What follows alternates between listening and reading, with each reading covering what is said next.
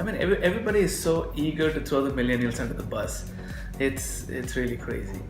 I mean, I understand when regular people, regular folks talk about it in a day-to-day life, but I'm very disappointed with the leaders. Uh, the big reason being is that when you take up a leadership position, it means that if there is an issue, you are essentially responsible for it. And especially when you're talking about millennials, if they have turned out so bad, then the parents and the previous generation has to take responsibilities for what's happened. And at the same time, they also have to figure out, as leaders, they're also responsible to figure out a solution and how do we move forward from here. Let me get into the details. A lot of people don't really understand this conversation should be the other way around, because the older generations had it easy.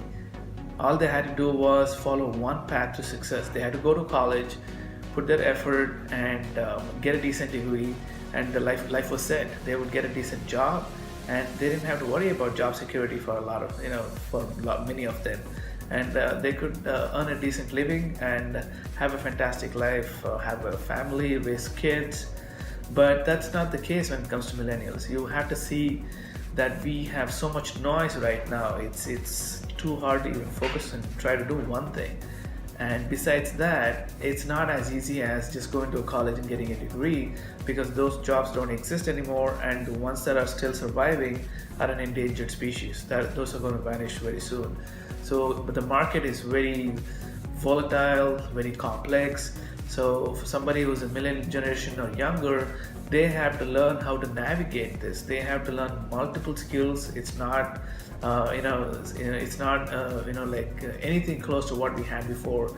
And they also have to consistently keep updating, because technology moves so fast. There are so many new things coming up every day that if you want to be productive, if you want to be somebody who brings value to the table, regardless whether you're in a leadership position, or you're working in a team, or you're in a startup, or you're a solopreneur, you have to consistently keep updating, learning new things, and figuring out like how these technologies that are coming out are going to affect our future.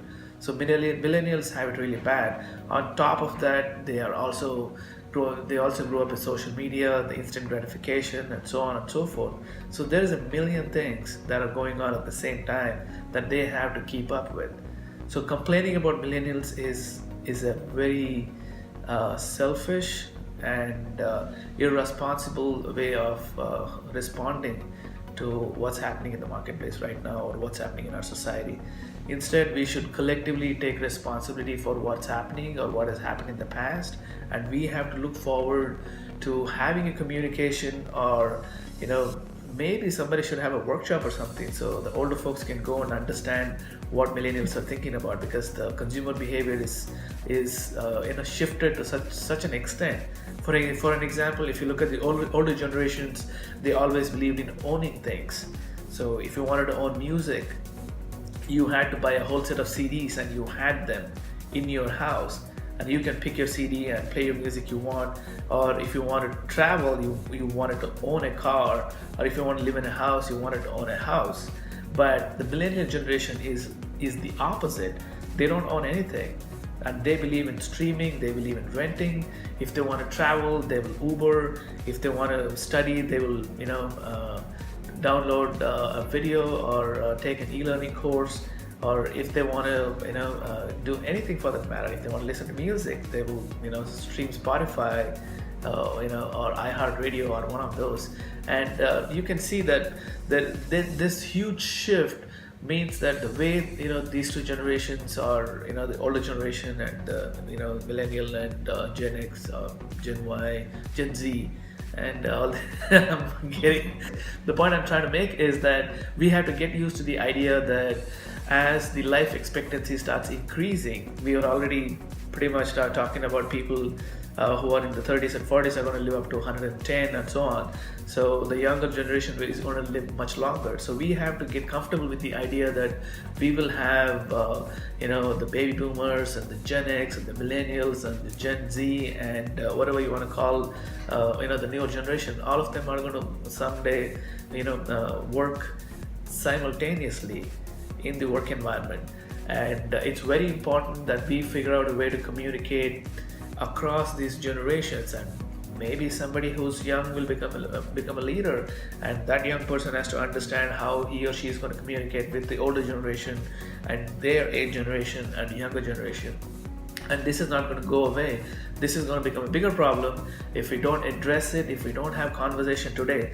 So I recommend, advise, encourage everybody to start having conversations about how we can find a solution, instead of complaining and calling people names and making everybody look bad, especially the old folks.